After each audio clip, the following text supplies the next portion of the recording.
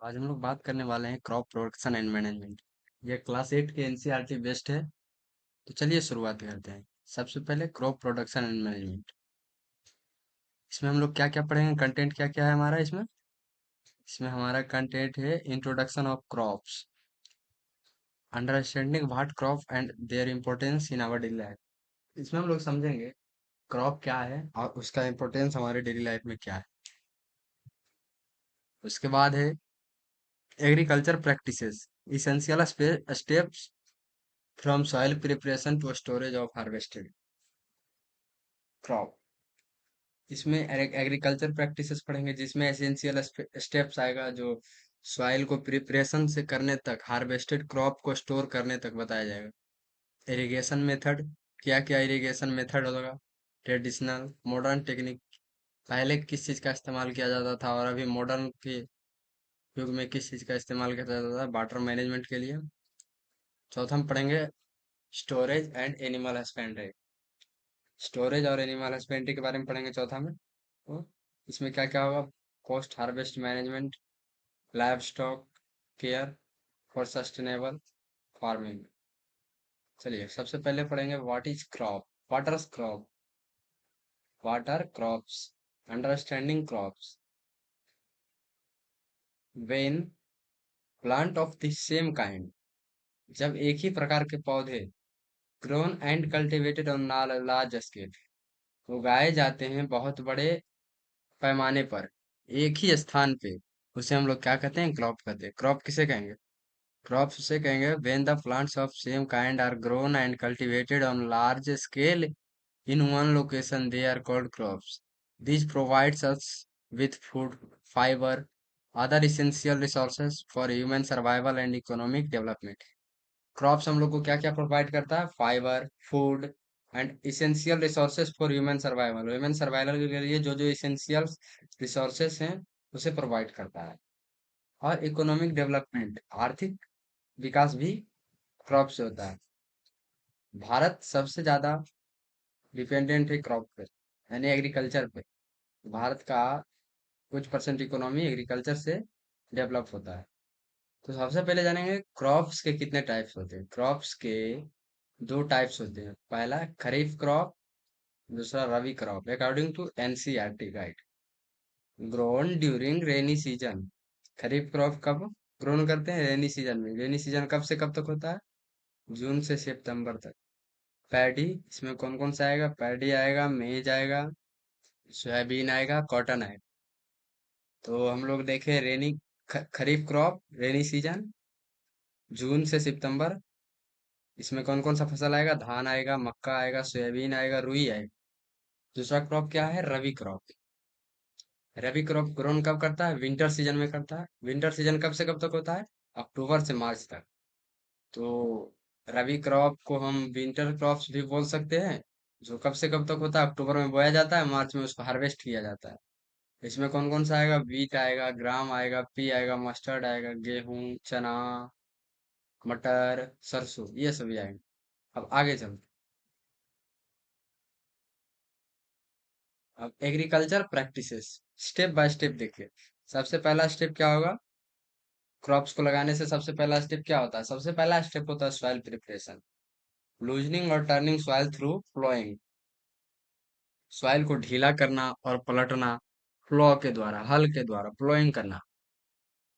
ये सॉइल को लूज करता है ताकि बीज को डीप पेंट्रेट मिल सके और न्यूट्रिएंट्स का रिप्लेनिश हो सके। ये सभी के लिए सॉइल प्रिपरेशन जरूरी है। Manuring to create optimal grown condition, और मेन्योरिंग भी किया जाता है ताकि एक अच्छा फसल उत्पादन के लिए कंडीशन बन सके। दूसरा स्टेप है sowing seeds, selecting quality of seeds. सबसे पहले हमें अच्छे क्वालिटी का सीड सेलेक्ट करना चाहिए। अगर हमें गुड यील्ड चाहिए, यानी अच्छे उत्पाद चाहिए, तो हमें सबसे पहले अच्छे क्रॉप यानी सीड्स का सिलेक्शन करना जरूरी होगा। Selecting quality of seed, planting them at proper depth. और सेलेक्टिंग गुड क्वालिटी का सीड कैसे सेलेक्ट करेंगे, तो जब सीड को हम वाई करेंगे तो उसे हम वाटर में डाल देंगे। वाटर में डालने के बाद जो सीड ऊपर फ्लोट कर जाएगा वो हो जाएगा वेट सीड, यानी वेस्ट सीड यानी वो खराब है, वो अंदर से खोखला है, होलो सीड। और जो सीड नीचे जमीन में यानी पानी की सतह पे चला जाएगा, वो हो जाएगा गुड सीड, क्योंकि वो भारी है। ठीक है दोस्तों, तो हम लोग सीड को पहचानने के लिए जान गए। और सोइंग सीड में एक और बात को ध्यान रखा जाता है, जिसमें कि प्रॉपर डिस्टेंस, प्रॉपर डेप्थ पर हमें ब्रॉडकास्टिंग करना चाहिए, यानी सीड का छिड़काव करना चाहिए, सीड ड्रिल या फिर सीड ड्रिल के जरिए करना चाहिए। और तीसरा स्टेप है adding manure and fertiliser, enriching soil with nutrients through organic manure. Soil को इनरीच करने के लिए न्यूट्रिएंट से हम लोग उसमें क्या क्या ऐड करते हैं, मेन्योर ऐड करते हैं और फर्टिलाइजर ऐड करते हैं, for healthy crop growth, crop का अच्छी ग्रोथ के लिए। थर्ड पॉइंट है हमारा irrigation. Fourth point irrigation, supplying water at regular interval through various traditional and modern method. हम लोग जब पानी का सप्लाई देते हैं प्लांट को, तो वो रेगुलर इंटरवल पर दिया जाता है through through the various traditional and modern technique. Traditional technique के द्वारा भी दिया जाता है, मॉडर्न टेक्निक के भी द्वारा दिया जाता है। तो इरिगेशन क्या होगा, what is irrigation? Supplying water at regular interval through various traditional and modern method. Fourth हो गया ये। अब ये fifth, weed protection, removing unwanted plant that compete with crop for nutrient and water and sunlight। यानी weeds वो plant होते हैं जो अनवांटेड क्रॉप ग्रो हो जाते हैं, क्रॉप अनवांटेड प्लांट जो ग्रो हो जाते हैं क्रॉप के साथ, वो वीड होते हैं। और वीड को रिमूव करना बहुत जरूरी होता है, क्योंकि अगर हम लोग वीड को रिमूव नहीं करेंगे तो वो क्रॉप के साथ compete करेंगे, कंपटीशन में जाएंगे कि सनलाइट का यूज करेंगे, compete करेंगे, वाटर लेंगे, न्यूट्रिएंट्स लेंगे, जिससे हमारे पौधे का यानी हमारे क्रॉप्स का ग्रोथ कम जाएगा। हार्वेस्टिंग, जब हमारा प्लांट पूरी तरह मेच्योर हो जाता है तो उसे हम लोग सीकल या हार्वेस्टर के जरिए क्या करते हैं, हार्वेस्ट करते हैं। तो हार्वेस्टिंग क्या होगा, cutting mature crops using sickle harvester when they reach full maturity. जब ये फुल मैच्योरिटी पे पहुंच जाते हैं तो इन्हें हम लोग हार्वेस्ट करते हैं, किसके जरिए, सीकल और हार्वेस्टर के जरिए। ठीक है दोस्तों। लास्ट है हमारा क्या, storage. Storage, proper storage of harvested grain in granaries to prevent spoilage and pest damage। जब हम लोगों ने फसल को उगा लिया तो उसे स्टोर करना बहुत जरूरी होता है, क्योंकि जब फसल उगा लिए तो उसको स्टोर नहीं करेंगे तो हमारा बर्बाद हो जाएगा। इसीलिए हमें प्रॉपर स्टोरेज, हार्वेस्टेड ग्रेन को प्रॉपर स्टोरेज कहाँ किया जाता है, ग्रेनरी और सीलॉस, जो आगे हम लोग पढ़ेंगे, to prevent spoilage and pest damage, pest के डैमेज करने से या फिर स्पॉइल होने से बचाता है। चलिए नेक्स्ट देखते हैं दोस्तों, आगे क्या है। आगे है सॉइल प्रिपरेशन टेक्निक। क्या क्या है soil preparation technique? Soil preparation technique है दोस्तों, ploughing, tilling, loosening and turns soil before better aeration. अच्छी उपज के लिए सबसे पहले सॉइल को क्या करना पड़ता है दोस्तों, लूज और टर्न करना है। देखिए यहाँ ट्रैक्टर के जरिए सॉइल को लूज और टर्न किया जा रहा है। ठीक है, आगे हेल्प इन वीड रिमूवल, इसमें से आप वीड रिमूवल भी होता है प्लोइंग और टीलिंग के जरिए, क्योंकि जब हम लोग लैंड को कुछ दिनों के लिए विदाउट क्रॉप्स के छोड़ देते हैं तो उसमें कुछ अनवांटेड प्लांट्स ग्रो कर जाते हैं, उनको हमें खत्म करना था होता है, तो वो ट्रैक्टर के जरिए, टीलिंग के जरिए, प्लोइंग के जरिए खत्म होता है। Traditional plough use animal and modern use tractor, जो पहले के जमाने में प्लॉ होते थे वो एनिमल्स के जरिए खींचे जाते थे, पर अभी के लिए ये देखिए ट्रैक्टर के जरिए खींचा जा रहा। सॉइल प्रिपरेशन टेक्निक के अंदर एक आएगा levelling and manuring. Levelling and manuring भी बहुत जरूरी है इसमें, क्योंकि break soil crumbs and create level surface. क्योंकि जब हम लोग खेत को यानी लैंड्स को कल्टीवेट करते हैं, यानी प्लॉइंग करते हैं, टीलिंग करते हैं, तो जब टीलिंग करने के बाद सॉइल का क्रम्स बन जाता है, ऊंचा ऊंचा छोटा छोटा, कहीं कहीं ढेला बन जाता है, तो उसको हमें लेवल करना जरूरी होता है। क्योंकि अगर लेवल नहीं करेंगे तो हम लोग सीड्स को प्रॉपर स्पेस, प्रॉपर डेप्थ में नहीं डाल पाएंगे। अगर हम इरिगेशन करेंगे तो उसमें बहुत ज्यादा दिक्कत होगा। इसीलिए इसमें लेवलिंग जरूरी होता है। लेवलिंग क्या होता है, breaking soil crumbs and create level surface. Ensure inform water distribution during. मैंने अभी बताया ना कि ये जो सभी जगह बराबर वाटर डिस्ट्रीब्यूशन यानी एक मात्रा में पानी को डिस्ट्रीब्यूट करने में मदद करता है। अगर सॉइल क्रम्स रहेगा तो कहीं ज्यादा पानी कहीं कम पानी हो जाएगा। Organic manure enforce soil fertility and structure. हम ऑर्गेनिक मेन्योर का यूज करते हैं तो क्या करता है हमारे सॉइल फर्टिलिटी, सॉइल की यानी मिट्टी की उपजता और उसके बनावट को बढ़ाता है, इम्प्रूव करता है। सॉइल इनरिचमेंट, ये सब सॉइल प्रिपरेशन के अंदर ही आएगा। Soil enrichment adds essential nutrients to depleted soil. हम लोग सॉइल को एक बार टेस्ट कर ले प्लांटेशन करने से पहले, ताकि उसमें क्या क्या न्यूट्रिएंट्स का जरूरत है, क्या क्या उसमें नहीं है, उसको डिप्लीट किया जा सके। Improve water retention capacity.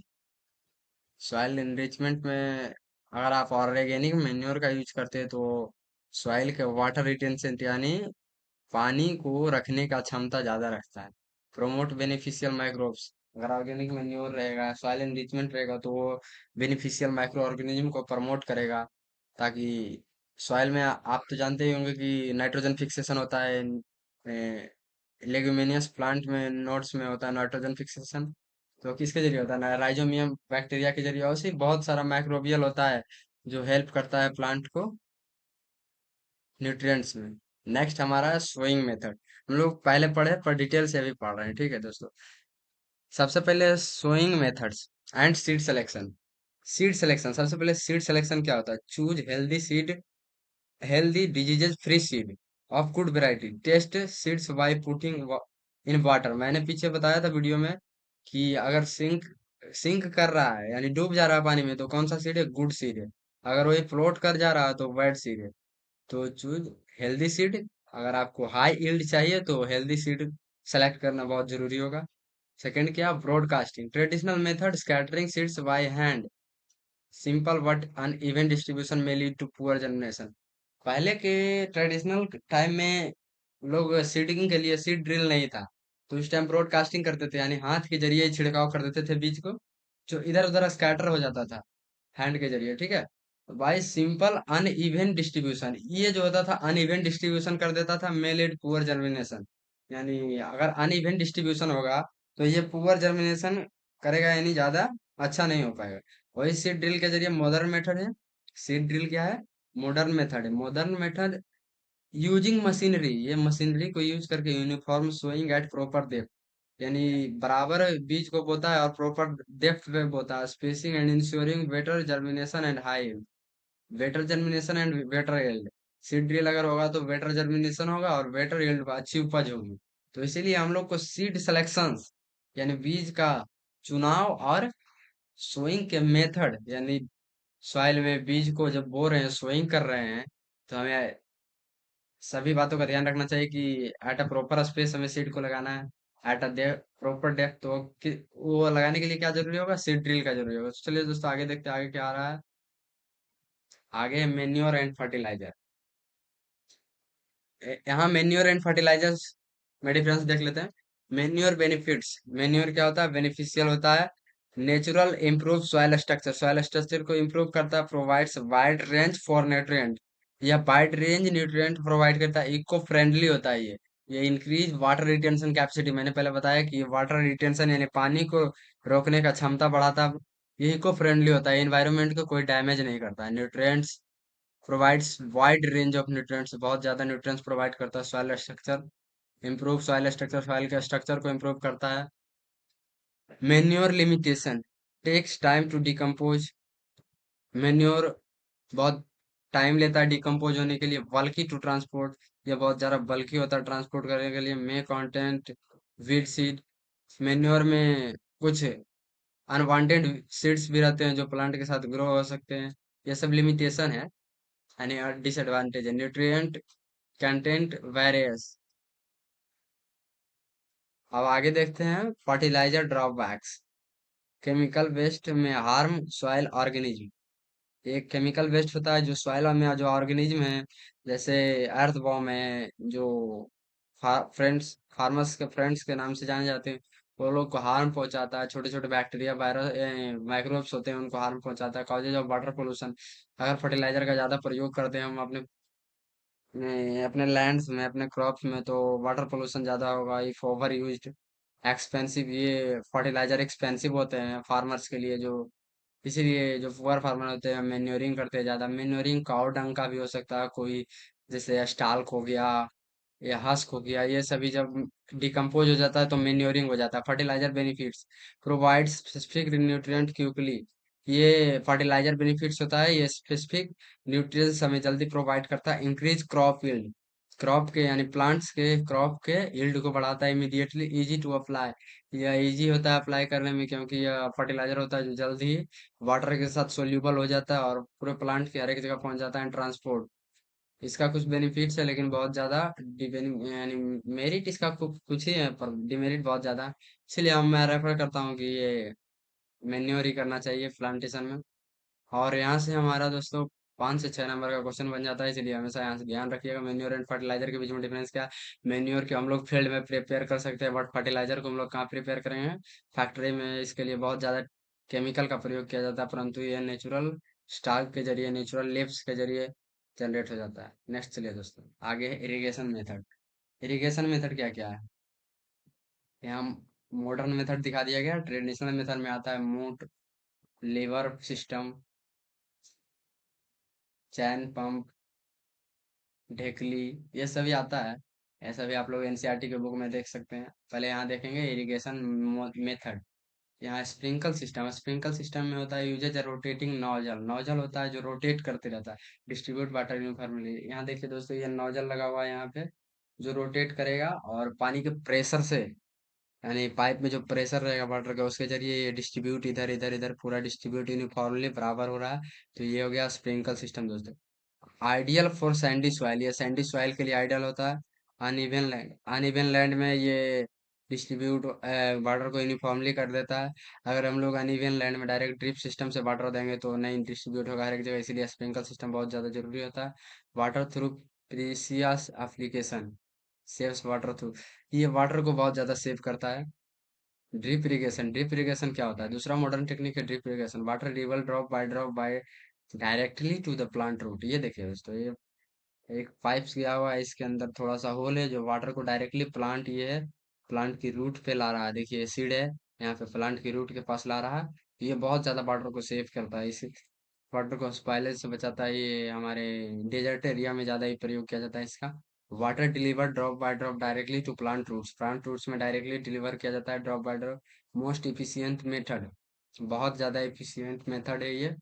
Prevent water wastage, water wastage को बचाता है। Ideal for fruit and crop garden, gardening में आप लोग ये अक्सर देख सकेंगे ड्रिप इरिगेशन। और ये टी प्लांटेशन होता है ना जो, ये सभी में आप ये लोग देख सकते हैं। या फिर कोई यानी छोटे छोटे हार्ब्स लगाए जाते हैं उसमें ये ड्रिप इरिगेशन ज्यादा लगता है। यानी sprinkle system, sorry, sprinkle system जो इसमें रोटेटिंग नॉलेज नोजल होता है जो यूनिफॉर्मली हर एक जगह वाटर को डिस्ट्रीब्यूट करता है। चलिए दोस्तों, आगे इरिगेशन मेथड के बाद क्या है देखते हैं। आगे है वीड्स कंट्रोल, वीड्स को कंट्रोल करना and harvesting. Weed removal, weed are unwanted plant, मैंने पहले बता दिया था, compete with crops for nutrient water and sunlight.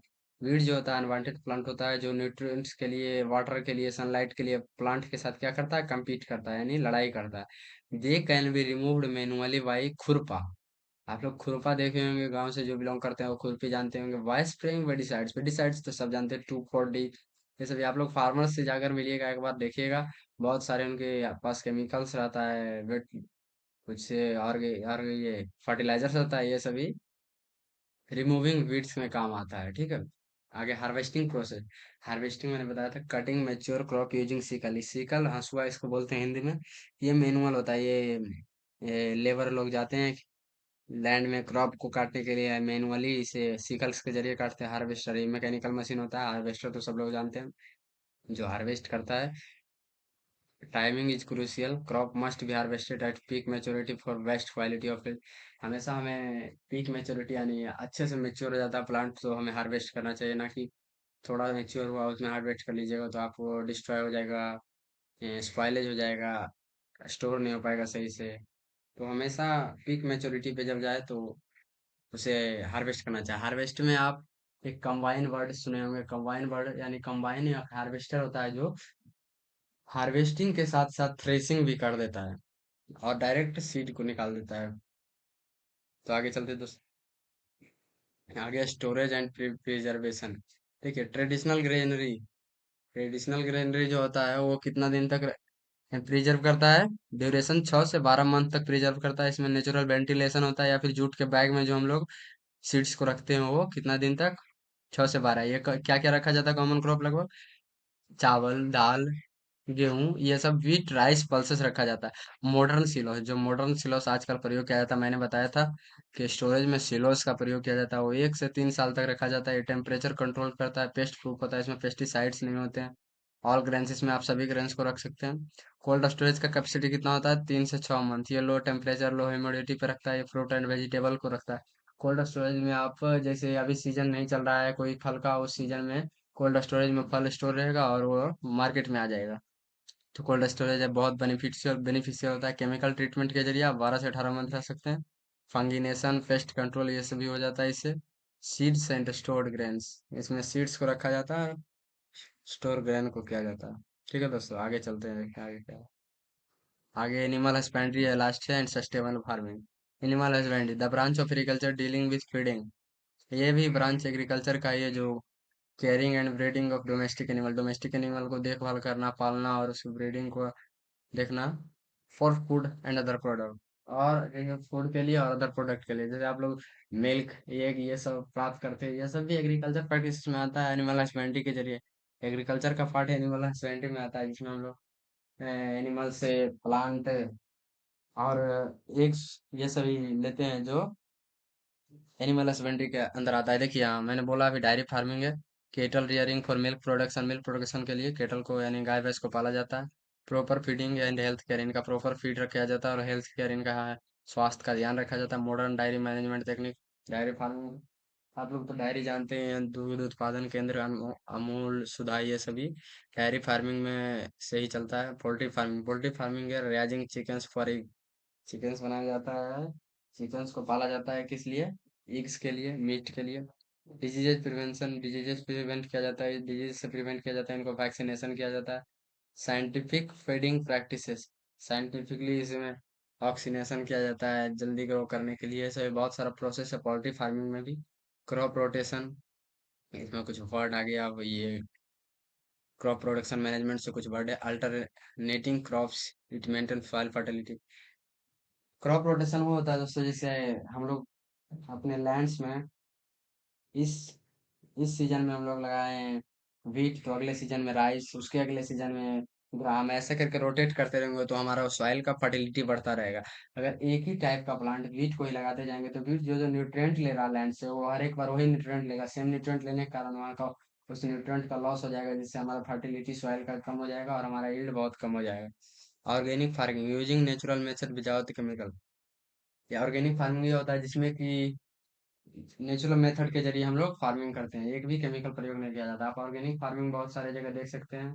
Green house में जाकर देखेंगे, जहाँ सब्जियों वब्जियों को, सब्जी हो गया, ये फल उल को, ये सभी को ऑर्गेनिक फार्मिंग के जरिए किया जाता है। वाटर कंजर्वेशन, एफिशिएंट इरिगेशन का टेक्निक का प्रयोग कीजिए, स्प्रिंकल का प्रयोग कीजिए, ड्रिप इरिगेशन का प्रयोग कीजिए, जो हमें वाटर कंजर्व करने में मदद करेगा। रेन वाटर हार्वेस्टिंग वो होता है जो रूफ का वाटर होता है उसको लैंड में डायरेक्टली वाटर लेवल तक पहुंचाना।